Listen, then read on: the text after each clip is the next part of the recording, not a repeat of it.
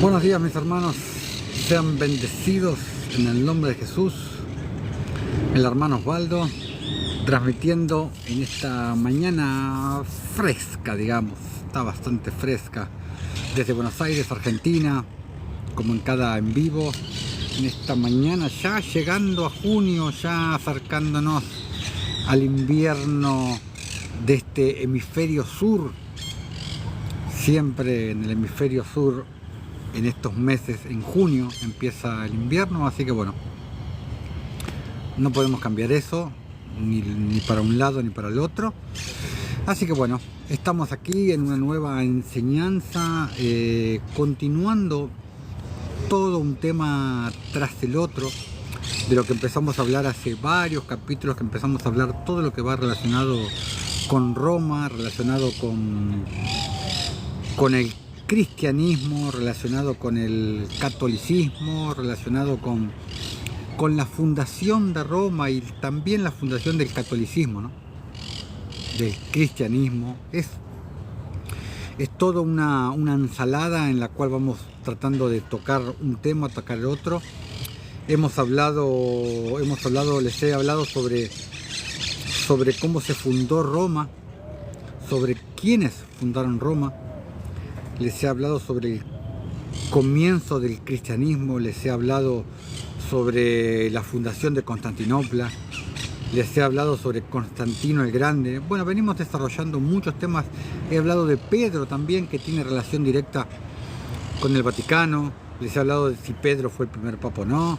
Les he hablado de si Pedro es la roca o no. Todas cosas relacionadas con el Vaticano, con Roma. Y les recuerdo que aquí arriba está el link de nuestro canal de YouTube, que se llama Camino de Justicia. Les pido por favor que vayan, se suscriban y ahí pueden acceder a todo nuestro material, a esta miniserie que estamos viendo. La pueden encontrar toda ahí, en el canal que está aquí arriba, en el canal de YouTube que se llama Camino de Justicia. Así que bueno, hoy vamos a tocar un tema que está obviamente súper ligado con el cristianismo, más puntualmente con el catolicismo. En el último en vivo hablamos sobre los artífices, sobre todo lo que son los crucifijos, las estatuas, todo lo que es esa rama de la idolatría, porque también les hablé de que hay muchas maneras de ser idólatra. No son solamente idólatras los católicos porque le rezan a crucifijos y porque adoran estatuas. No, hay muchas maneras de ser idólatras. Pero bueno, tocamos ese tema puntualmente y hoy vamos a hablar sobre otro tema. Hoy vamos a hablar también, que va todo relacionado porque todo tiene que ver con todo. Hoy vamos a hablar la Reina Madre, se titula el en vivo de hoy. Y bueno, y ya se imaginarán hacia dónde va orientado este en vivo. Supongo yo que se podrán originar. Así que bueno, es un tema que es netamente correspondiente al catolicismo, netamente correspondiente a Roma, de donde provienen todas las religiones, porque no hay que olvidarse que todas las religiones, más allá de las diferencias doctrinales de cada una, todas provienen de Roma, todas. Los católicos, por supuesto, los evangélicos, los testigos de Jehová, como los dos que estoy viendo ahora en este momento, ellos también provienen de Roma, por más que ellos no, Roma no. Los testigos de Jehová también provienen de Roma. Y es muy largo. Los musulmanes provienen de Roma. Pero bueno, en otro momento será tema para otro video, para otro día. Así que bueno, vamos a meternos con el tema de hoy, la Reina Madre, tema predominante de Roma, del catolicismo. Les voy a empezar a leer Hechos capítulo 10, versículos 25 y 26, donde dice: cuando Pedro entró, salió Cornelio a recibirse y postrándose a sus pies, adoró. ¿A los pies de quién? A los pies de Pedro. Mas Pedro le levantó diciendo: levántate, pues yo mismo también soy hombre. Obvio, quizá Pedro no sabía que después de su muerte el Vaticano lo iba a canonizar. Quizá por eso Pedro le dijo que se levantara. Pero bueno, veamos. Filipenses 4, versículo 23, nos dice Pablo: todos los santos os saludan, especialmente los de la casa de César. Pablo los llama santos, y a los vivos, herejía, diría un católico, a pesar de todos los problemas que tenían los filipenses, porque en Filipos había muchos problemas. Y lo de los santos ya los he hablado en otro video. Como les dije, aquí arriba está el link para nuestro canal de YouTube titulado Camino de Justicia. Ahí hablé todo lo relacionado a los santos. Lo hablé en un video titulado Sed Santos. Todo lo hablé ahí. Pero bueno, Pablo los llama santos a los filipenses, a pesar de todos los problemas que estaban pasando los filipenses. O Pablo le estaría hablando a las estatuas de Filipas, a las estatuas de yeso que tendrían en la casa de César. Creo que no, sospecho que no. Sospecho que Pablo no llegaría a ese extremo. ¿Y quiénes son los santos? Como lo hablé en ese video. Los que no pecan. Porque ese es el pensamiento común que tiene todo el mundo. La mayoría me refiero, ¿no? Pero por supuesto que no. Todos pecamos. Todo el mundo peca. No existe la persona, no existe el ser humano que no peque. Para entenderlo, tendrías que ir a esa enseñanza que te dije, sed santo. Y ahí te explico por qué es en realidad ser santo. Y bueno, te explico muchísimas cosas ahí en ese video. Tendrías que verlo. Sigamos. Vamos a Esther. Vamos al libro de Esther, de la reina Esther. Capítulo 3, versículo 2, dice: y todos los siervos del rey que estaban a la puerta del rey se arrodillaban y se inclinaban ante Amán. ¿Quién era Amán? Ve y lee el libro de Esther para que sepas quién era. Pero porque así lo había mandado el rey. Pero Mardoqueo ni se arrodillaba ni se humillaba. Mardoqueo se resistía. Él sabía perfectamente que el único digno de adoración, cuando digo es el único digno de adoración era el Señor. Es el Señor. Eso no cambió, sigue siendo hasta hoy. Dice la palabra: Jesucristo es el mismo ayer, hoy y siempre. Pero vamos a ver cuando Jesús fue llevado al desierto en el Espíritu, porque Jesús no fue llevado a un desierto físico como creen muchos, porque si no hoy lo tendrían como un lugar turístico y estarían cobrando entrada para ir a ver: vengan al desierto donde estuvo Jesús. No, Jesús fue llevado en el Espíritu al desierto.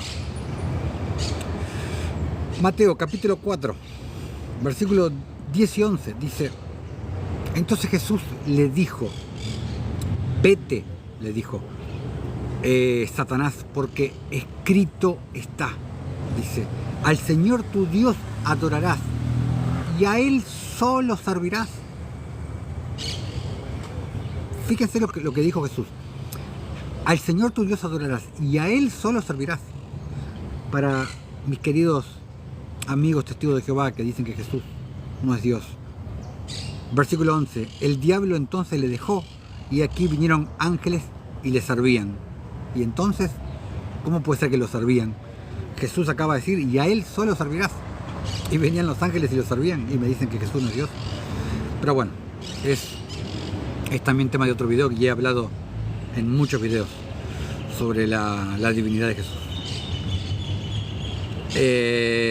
Vámonos a Apocalipsis 19, versículo 10, donde dice Juan: yo me postré a sus pies para adorarle. Juan. Y él me dijo: mira, no lo hagas. O sea, él se postró para adorar a un ángel, al ángel que le estaba hablando. Le dijo: mira, no lo hagas. Le dijo el ángel: yo soy consiervo tuyo. Le dijo, o sea, soy siervo igual que tú. Le dijo. El ángel se puso a la misma altura de Juan. Yo soy consiervo tuyo y de tus hermanos que retienen el testimonio de Jesús. ¿Qué es el testimonio de Jesús? Ahora vamos a ver. Después dice, adora a Dios. ¿Y a alguien más? No, adora a Dios, le dijo el ángel. Pero a la Virgen María, no, tampoco. Adora a Dios. Solamente, ni a la Virgen María, ni a San Cayetano, ni a Juan de los Palotes, ni a nadie. Adora a Dios. Porque el testimonio de Jesús es el espíritu de la profecía. Entonces, ¿quién es el falso profeta? El que no vive el testimonio de Jesús. Eso nadie te lo dice. Apocalipsis es claro. ¿Quién es el falso profeta? El que no vive el testimonio de Jesús. Porque el testimonio de Jesús, el testimonio de Cristo, es el espíritu de la profecía. Clarito, está. Y en el capítulo 22 podemos ver algo similar. Capítulo 22 de Apocalipsis, versículos 8 y 9, dice: yo, Juan, soy el que oyó y vio estas cosas. Y después que las hube oído y visto, me postré para adorar a los pies del ángel que me mostraba estas cosas. Pero él me dijo: mira, no lo hagas. Lo mismo que lo que vimos recién. Porque yo soy consiervo tuyo, de tus hermanos los profetas y de los que guardan las palabras de este libro. Adora a Dios.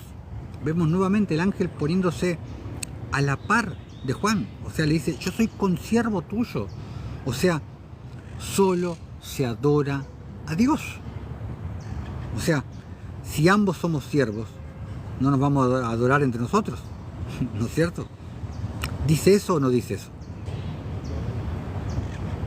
Es lo que está diciendo. Ok, sigamos.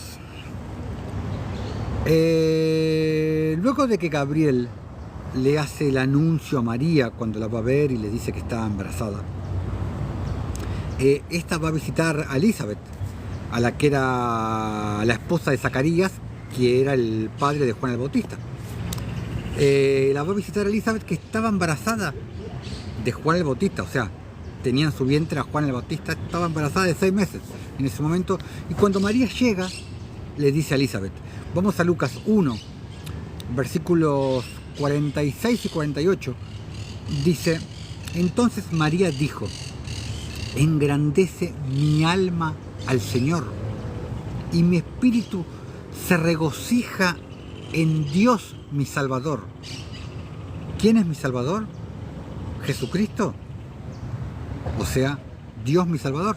Dios, Jesucristo, es lo mismo. Pero bueno. Versículo 48. Porque ha mirado la bajeza de su sierva. Palabras de María. Porque ha mirado la bajeza de su sierva. Entonces, si María misma se llama sierva, y teniendo en cuenta lo que el ángel le dijo 2 veces a Juan, ¿me quieres explicar por qué adoran a María? María misma se llamó sierva. ¿Y qué le dijo el ángel a Juan 2 veces? Entonces, ¿por qué adoran a María? María es consierva nuestra, igual que el resto de los ángeles. O en alguna parte de la Biblia dice lo contrario. En alguna parte de la Biblia dice que tenemos que adorar a María. María era uno más. Era uno más entre los discípulos, los apóstoles. Era uno más. Vamos a Mateo 12. Versículos del 46 al 50. Dice: mientras él aún hablaba a la gente, he aquí su madre y sus hermanos estaban afuera. María y sus hermanos en la carne. Y le querían hablar. Y le dijo uno: he aquí tu madre y tus hermanos están afuera y te quieren hablar. Respondiendo él, al que le decía esto, le dijo: ¿quién es mi madre? ¿Y quiénes son mis hermanos? O sea, Jesús pone a todos por igual. Pone a todos en una misma altura. Versículo 49. Y extendiendo su mano hasta sus discípulos, dijo: he aquí mi madre y mis hermanos. porque todo aquel que hace la voluntad de mi Padre que está en los cielos, ese es mi hermano y hermana y madre. ¿Quién es nuestra verdadera familia? Nuestra familia en el Espíritu. Jesús acá te lo dice bien claro, Jesús pone por delante nuestra familia espiritual a nuestra familia carnal. Yo sé que puede ser algo difícil de entender para muchos, pero lo dijo Jesús, no lo dice el hermano Osvaldo. ¿Lo dijo Jesús? ¿O alguien puede decirme que no? Que es una herejía lo que estoy diciendo. No estoy diciendo, no, desecha tu familia la carne, no, déjalo. No, no estoy diciendo eso. Pero primero es la familia del Espíritu. Aunque como decía Pablo, procurad hacer bien a todos, decía Pablo, pero primeramente a la familia de la fe. También boca de Pablo, no boca mía. De cierto, volviendo al tema de María, Jesús nunca le llamó madre a María. Búscame un pasaje, un versículo, donde Jesús le haya llamado madre a María. Nunca le llamó madre. Vamos a Lucas 11, versículos 27 y 28. Dice, mientras él decía estas cosas, una mujer de entre la multitud levantó la voz y le dijo, bienaventurado el vientre que te trajo y los senos que mamaste. Y él dijo, antes, o sea, primeramente, bienaventurados los que oyen las palabras de Dios y la guardan, o sea, los que la ponen en práctica, los que la hacen, como decía Pablo, no sean tan solo oidores de la ley, sino hacedores de la ley, porque esos serán los que serán justificados ante Dios. En algún momento Jesús le da a María un puesto de preeminencia. Ni siquiera la llamaba madre. Jesús nunca le dio un puesto de preeminencia. María era una más entre sus discípulos y entre sus apóstoles. ¿O no? Vemos que Jesús hablaba más y tenía más contacto con María Magdalena. Podemos decir que María Magdalena era el apóstol favorito, era el discípulo favorito de Jesús, juntamente con Juan. Pero no vemos ningún trato especial para con María. Hechos 1, versículos del 12 al 14, dice, entonces volvieron a Jerusalén desde el monte que se llama del Olivar, el cual está cerca de Jerusalén, camino de un día de reposo, y entrados subieron al aposento alto donde moraban Pedro y Jacobo, Juan, Andrés, Felipe, Tomás, Bartolomé, Mateo, Jacobo, el hijo de Alfeo, Simón el celote y Judas, hermano de Jacobo. Dicho sea de paso, allí en el aposento funcionó, como le llaman la mayoría, como le llaman los cristianos, funcionó lo que le llaman la primera iglesia, que fue fundada por Santiago, o sea, por Jacobo el Justo, uno de los hermanos de Jesús, uno de los hermanos de carne de Jesús. La primera iglesia, como ya lo hemos hablado, no fue ni en Roma, ni la fundó Pedro, ni Pedro fue el Papa, y lo hemos hablado hace un par de videos atrás, como dicen los engañatontos.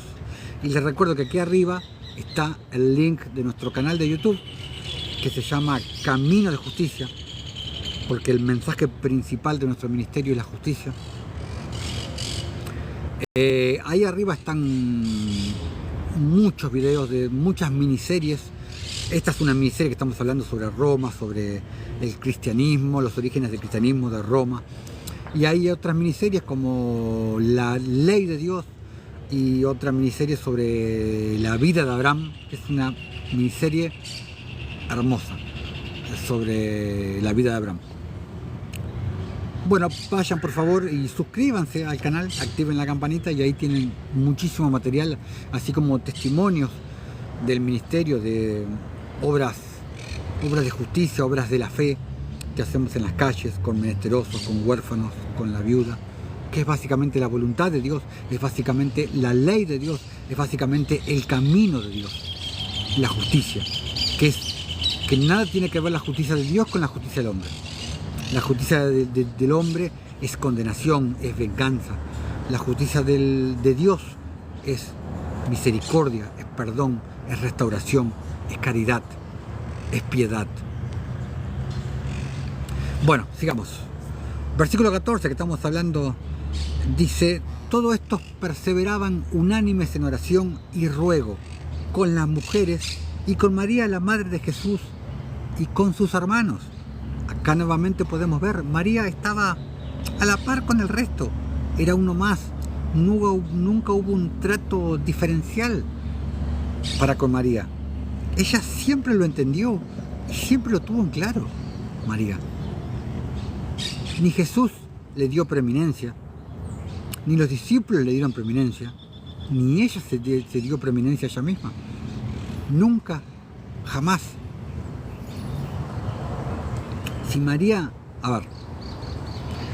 hubiese sido digna de adoración, porque siendo el caso, nadie es digno de adoración, solamente nuestro Señor Jesucristo, nadie más. Pero si María hubiese sido digna de ser adorada, el momento hubiera sido este. Vamos a Mateo capítulo 2, versículos del 15 al 20. Vamos a ver el nacimiento de Jesús. Dice: sucedió que cuando los ángeles se fueron de ellos al cielo, los pastores se dijeron unos a otros: pasemos pues hasta Belén y veamos esto que ha sucedido y que el Señor nos ha manifestado. Vinieron pues apresuradamente y hallaron a María y a José y al niño acostado en el pesebre.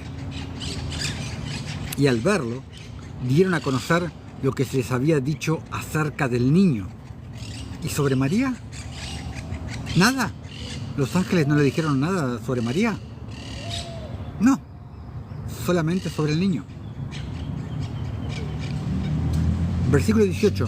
Y todos los que oyeron se maravillaron de lo que los pastores les decían. María guardaba todas estas cosas, meditándolas en su corazón. Y volvieron los pastores, glorificando y alabando a Dios por todas las cosas que habían oído y visto, como se les había dicho. Y en Lucas 2 dice que los Reyes Magos adoraron a Jesús, se inclinaron y lo adoraron. ¿Y a María? Nada. Nada. Ni adorada, ni tampoco intercesora, como dicen los católicos en su oración a María: Santa María, Madre de Dios, ruega por nosotros pecadores. ¿De dónde sacan eso? Eso sí es una herejía. ¿De dónde sacan eso? Que María es una intercesora. El único intermediario entre nosotros y el Padre es Jesucristo. Es el único. Pablo te lo dice en 1 Timoteo 2, dice: porque hay un solo Dios, como en el Antiguo Testamento.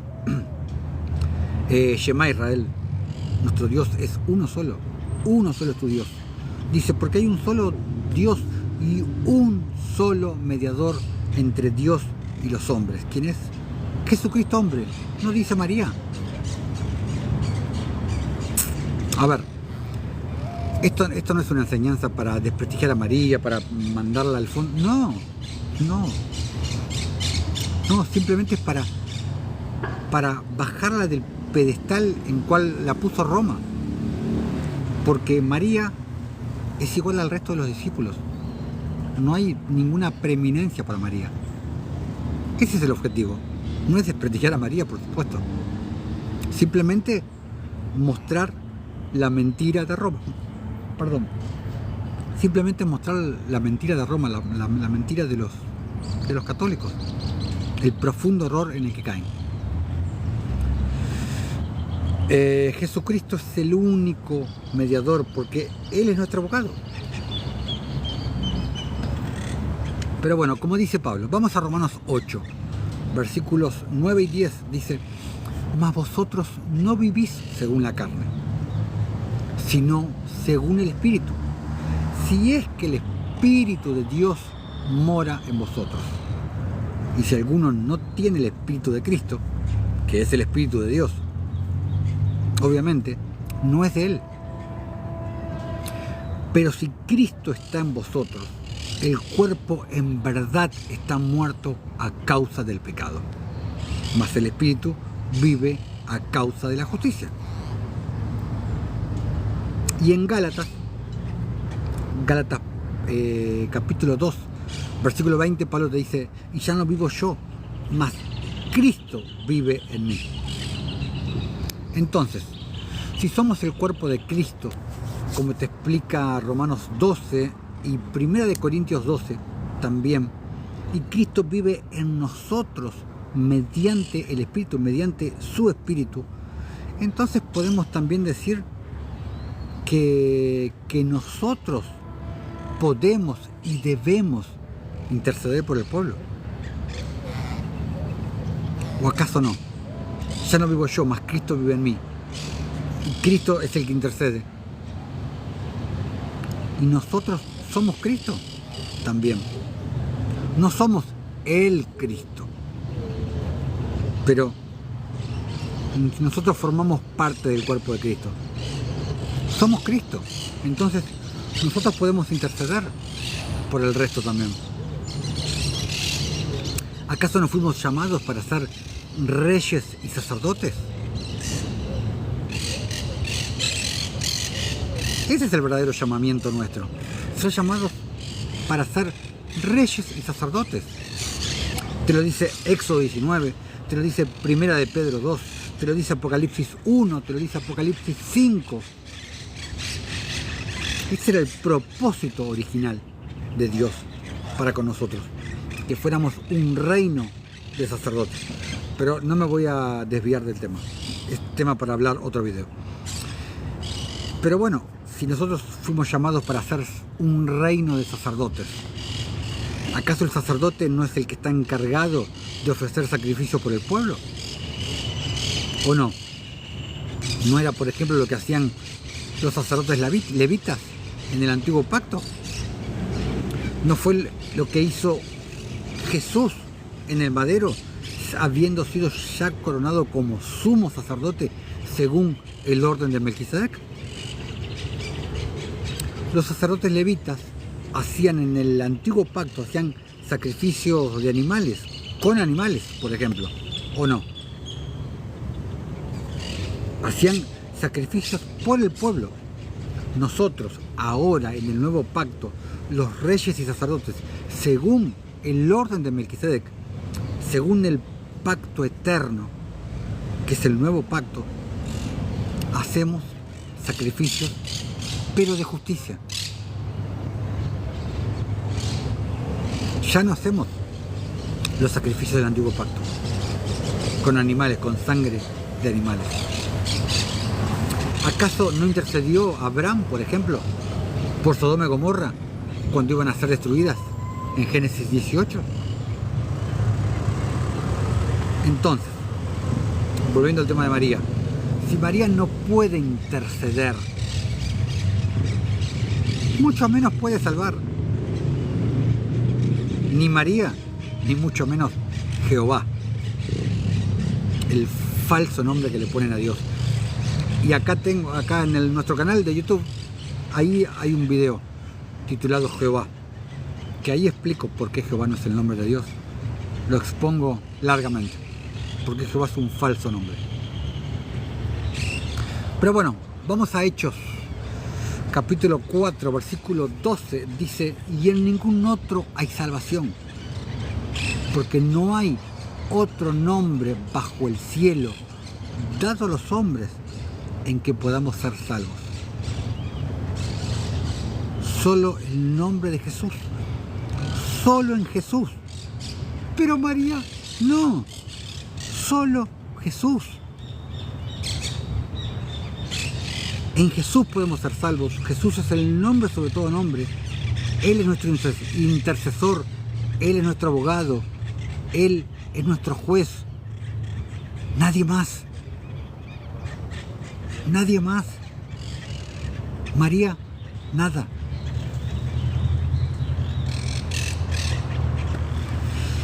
Vamos a Hebreos, capítulo 4, versículos del 14 al 16. Dice: por tanto, teniendo un gran sumo sacerdote que traspasó los cielos, Jesús, el Hijo de Dios, se lo dije recién, que él cuando fue clavado en el madero, él ya era el sumo sacerdote, ya había tomado el sumo sacerdocio, según el orden de Melquisedec. Dice: retengamos nuestra profesión, dice. ¿Cuál? Sacerdotes. Por lo que te expliqué recién, nosotros fuimos llamados para ser reyes y sacerdotes. Versículo 15. Porque no tenemos un sumo sacerdote que no pueda compadecerse de nuestras debilidades, sino uno que fue tentado en todo según nuestra semejanza, pero sin pecado. Acerquémonos pues confiadamente al trono de la gracia. Pero antes avísenle a María para que interceda por nosotros. ¿De dónde sacan esa estupidez? ¿De dónde? Para alcanzar misericordia y hallar gracia para el oportuno socorro.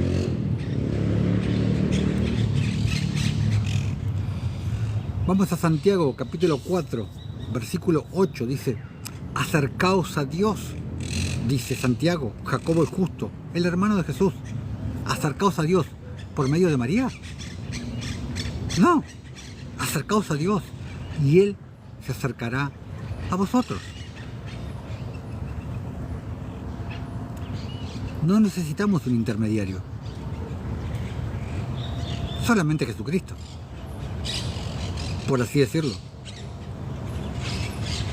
Juan 7, versículo 38, dice: el que cree en mí, dice Jesús, no habla ni de vírgenes, ni de santos, el que cree en mi Santa Madre, el que cree en mí, como dice la Escritura, de su interior correrán ríos de agua viva.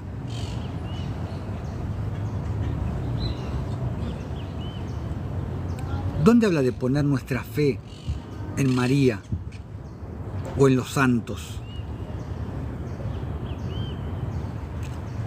Juan, buenos días, seas bendecido. Hola, ¿crees en la Trinidad? ¿Dónde figura en la Escritura la palabra Trinidad? No figura la palabra Trinidad en el canon romano, por ejemplo. Buenos días, hermanita Molly, seas bendecida en el nombre de Jesús y seas bienvenida a este en vivo. La palabra Trinidad no figura en la Biblia. No podemos hablar de tres personas, porque no son tres personas, son tres manifestaciones de una misma deidad. De eso sí podemos hablar. No, la palabra Biblia tampoco figura, es un concepto, pero bueno, las escrituras, digámosles, el canon que hizo Roma, porque tampoco es un canon por el cual yo me guío. Sí, utilizo los libros del canon, pero también utilizo otros libros que están fuera del canon. Para mí no existe un tal canon. Claro, exacto, Molly. Exacto. Bueno, sigamos. Vamos a Hechos, capítulo 9, versículos 13 y 14. Dice: entonces Ananías respondió, cuando en la... Claro, 3 manifestaciones, exacto. Exacto, como te dije, Juan, 3 manifestaciones de una misma deidad. Exacto. Entonces acá cuando el Señor le habla a Ananías, cuando pasó la conversión de Saulo, y entonces Ananías le respondió: Señor, he oído de muchos acerca de este hombre, cuántos males ha hecho a tus santos en Jerusalén. Y aún aquí tiene autoridad de los principales sacerdotes para prender a los que invocan tu nombre. A los que invocan tu nombre. ¿En dónde habla la Escritura de invocar otro nombre que no sea el de Jesús? ¿A dónde habla la Biblia de que debemos invocar el nombre de María, el nombre de Jehová? ¿Dónde? ¿Dónde habla de invocar otro nombre que no sea el de Jesús?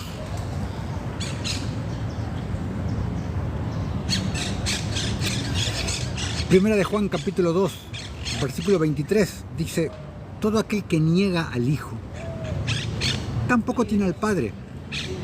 El que confiesa al Hijo tiene también al Padre. No dice nada de María. El que tiene a la madre tiene al Hijo.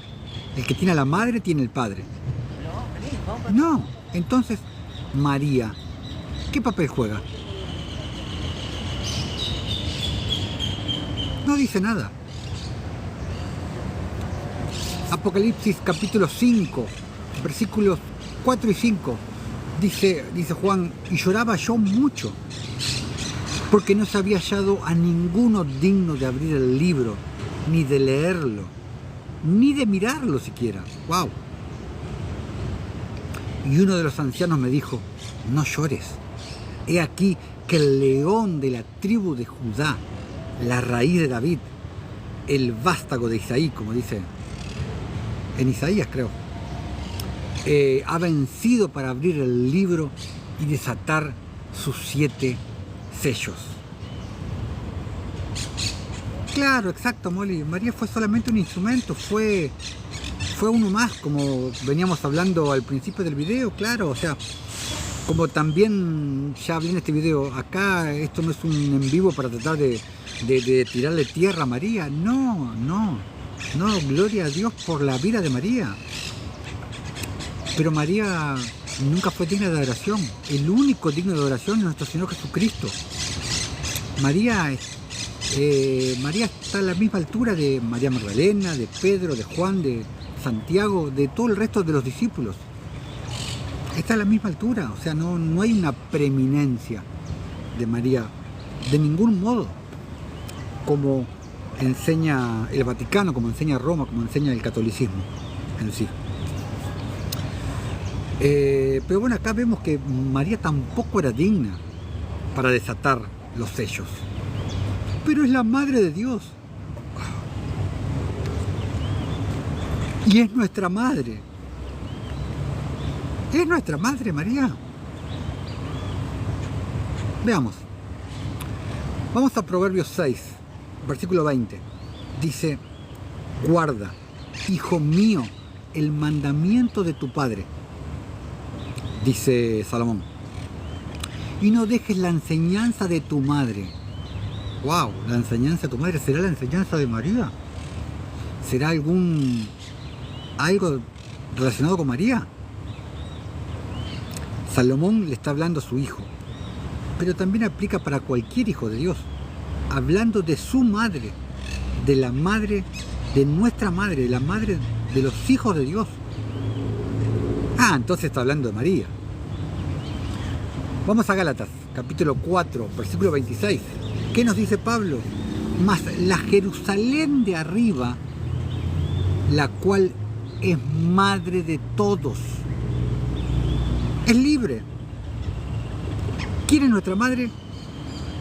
La Jerusalén de arriba, la Jerusalén celestial, por decirlo de alguna manera. Proverbios 29, versículo 15 dice: la vara y la corrección dan sabiduría, mas el muchacho consentido avergonzará a su madre. ¿Quién? La sabiduría. Porque el Espíritu es la sabiduría. El Espíritu es nuestra madre. La Jerusalén celestial es nuestra madre. En el Espíritu. Vamos a Juan 3, el famoso episodio de Jesús y Nicodemo. Versículos del 6 al 8, dice Jesús, hablándole a Nicodemo, lo que es nacido de la carne, carne es. Lo que es nacido del Espíritu, Espíritu es. No te maravilles de lo que te dije. Os es necesario nacer de nuevo. El viento sopla de donde quiere y oyes su sonido, mas ni sabes de dónde viene ni a dónde va. Así es todo aquel que es nacido del Espíritu, dice Jesús. Así es todo aquel que es nacido del Espíritu. Entonces, nuestra madre es el Espíritu. Si nosotros nacemos del Espíritu, el Espíritu nos da luz. Nuestra madre es el Espíritu, que es la sabiduría. María, nuestra madre. ¿A dónde lo dice? ¿Algún apócrifo tal vez que yo no haya leído, que yo desconozca, que diga que María es nuestra madre? Te vuelvo a repetir, ni Jesús le llamaba madre.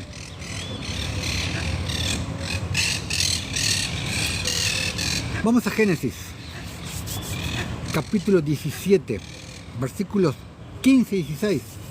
Dice, dijo también Dios a Abraham, a Sarai tu madre, no la llamarás Sarai, mas Sara será su nombre. Y la bendeciré, y también te daré de ella hijo. Sí, la bendeciré, y vendrá a ser madre de naciones. Reyes de pueblos vendrán de ella. Wow. Así como Abraham es nuestro padre de la fe, porque Abraham es nuestro padre de la fe, porque a él le fue hecha la promesa, Sara también es nuestra madre de la fe. O sea, y lo dijo Moisés, está escrito. No lo dice el hermano Osvaldo, lo dijo Moisés. Exacto, Molly. El Señor tendrá en el cielo un nuevo nombre que es nuestro nombre eterno, el nombre que siempre tuvimos. Porque cada vez que dice nuevo en la Escritura, se refiere a eterno. No es nuevo de que está recién hechito y le tenemos que sacar la etiqueta. Se refiere al nuevo de que no envejece. Como cuando habla de nuevo cielo, nueva tierra, nuevo pacto.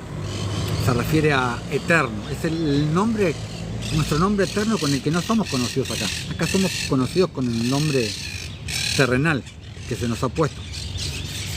Pero bueno, vuelvo a preguntar entonces, ¿dónde dice que María es nuestra madre? María nunca fue llamada, por ejemplo, madre de naciones, como si fue llamada Sara.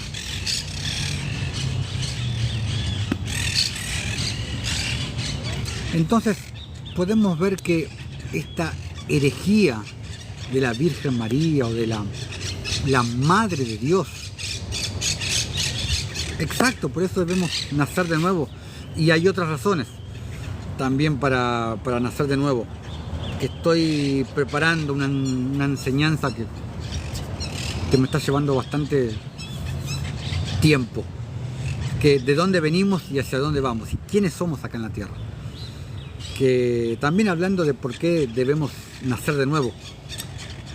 También, ¿por qué debemos nacer de nuevo? Porque nosotros nacemos con el alma muerta. Ese es otro de los motivos por el cual también debemos nacer de nuevo. Nosotros nacemos con el alma muerta y eso va a ser tema de hablar en esa nueva enseñanza que estoy armando. Por eso Jesús decía, deja que los muertos se entierren a los muertos.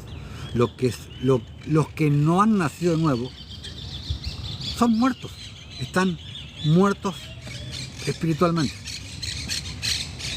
Pero bueno, entonces podemos ver esa herejía de la Virgen Madre o de la Madre de Dios, que viene de la madre con la madre patria, la madre naturaleza, la madre tierra y todas las madres que andan dando vueltas por ahí son doctrinas anticristo que pretenden que te enfoques en la madre para alejarte del padre y del hijo. A ver, este no es un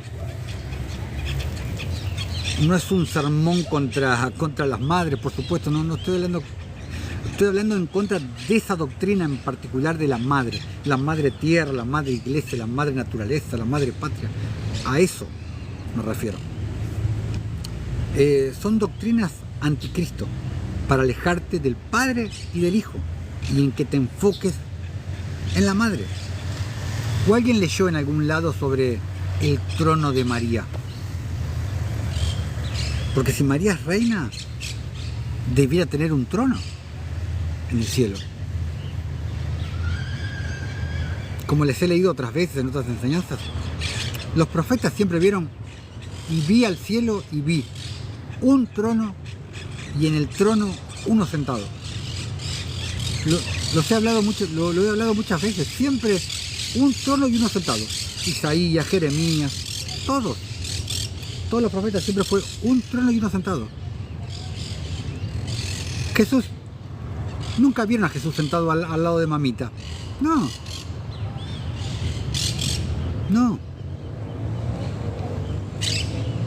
El enemigo es muy astuto,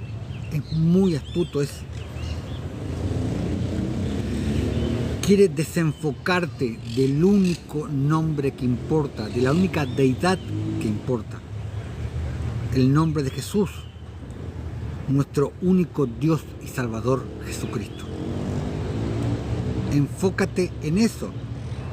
El alma son nuestras emociones.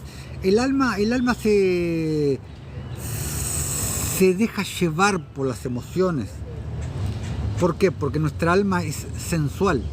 Se deja llevar por los sentidos, por lo que ve, por lo que oye. El espíritu nos transmite sabiduría, que viene de la sabiduría de lo alto, de la que habla Santiago. El alma se deja llevar por la sabiduría que es terrenal, animal y diabólica. Porque nuestro cuerpo, bueno, todo esto viene a raíz de esa enseñanza que estoy preparando. Nuestro cuerpo fue hecho por Dios en el vientre de nuestra madre, ¿no es cierto? El espíritu viene de Dios. No nacemos con el espíritu muerto. No, porque el espíritu viene de Dios. Entonces, si el espíritu viene de Dios, no puede estar muerto. Nacemos con el alma muerta. Ahora la pregunta es, ¿de dónde viene el alma? Porque si el cuerpo fue hecho por Dios en el vientre de nuestra madre, en la matriz de nuestra madre, el espíritu viene de Dios. ¿El alma de dónde viene? Ahí se los dejo como tarea. De eso voy a hablar en esa enseñanza que en algún momento daré, que van a ser varios capítulos. Así que bueno, en sí hasta acá llegamos. Ahora vamos a leer como siempre un poquito del libro de Hazar, como hacemos en cada enseñanza, pero hoy tengo muchísimas cosas para hacer, así que vamos a leer un poquitito el libro de Hazar, como hacemos al final de en cada en vivo. Habíamos quedado en el capítulo 12 del libro de Hazar y habíamos estado leyendo cuando Abraham es encarcelado por Nimrod, porque Taré, como les dije muchas veces, era el segundo debajo de Nimrod. Y bueno, fue y lo acusó a su propio hijo, que le había destruido todos los Elohim de Taré. Y bueno, entonces acá lo están aconsejando a Nimrod y le dicen a Nimrod: si complace al rey hacer esto, que él ordene a sus sirvientes prender un fuego ambos día y noche en tu horno de ladrillos, y entonces nosotros echaremos a este hombre dentro de él. Y el rey así lo hizo. Él ordenó a sus sirvientes preparar un fuego por 3 días y 3 noches en el horno del rey. ¡Wow! Terrible horno. Y el rey ordenó sacar de Abraham a prisión y traerlo afuera para ser quemado. Lo sentenciaron por lo que le dijo a Nimrod cara a cara y por el hecho de haber destruido a los Elohim de Taré, que eran los mismos Elohim que adoraban ahí en Ur de los Caldeos, en Ur Kasdim. Versículo 7. Y todos los sirvientes del rey, príncipes, señores, gobernadores y jueces, y todos los habitantes de la tierra, alrededor de 900.000 hombres, se pararon opuestos al horno para ver a Abraham. Y todas las mujeres y pequeños se aglomeraron sobre las azoteas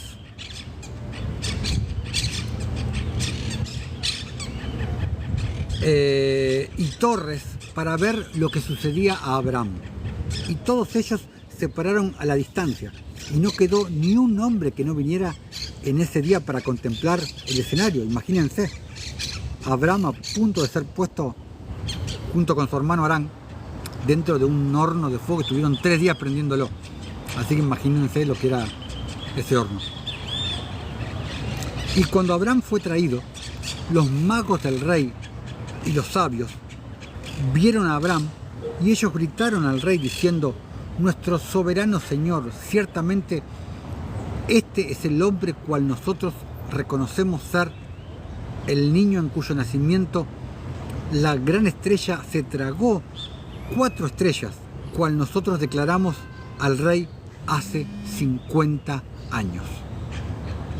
Y aquí su padre también ha transgredido tus mandamientos y se ha burlado de ti por traer otro niño, cual tú mataste. Y cuando el rey oyó sus palabras, él estaba extremadamente furioso y ordenó que Taré fuera traído delante de él. Y el rey dijo: ¿has oído tú lo que los magos han hablado? Ahora dime verdad. ¿Cómo hiciste? Y si tú hablas verdad, serás absuelto. Nimrod a Taré. Y viendo que la ira del rey estaba muy rebullida, Taré dijo al rey: mi señor y rey, tú has oído la verdad, y los que los magos dicen es correcto. Y el rey dijo: ¿cómo puedes hacer tal cosa de transgredir mis órdenes y darme otro niño que tú no engendraste y tomar el valor por él?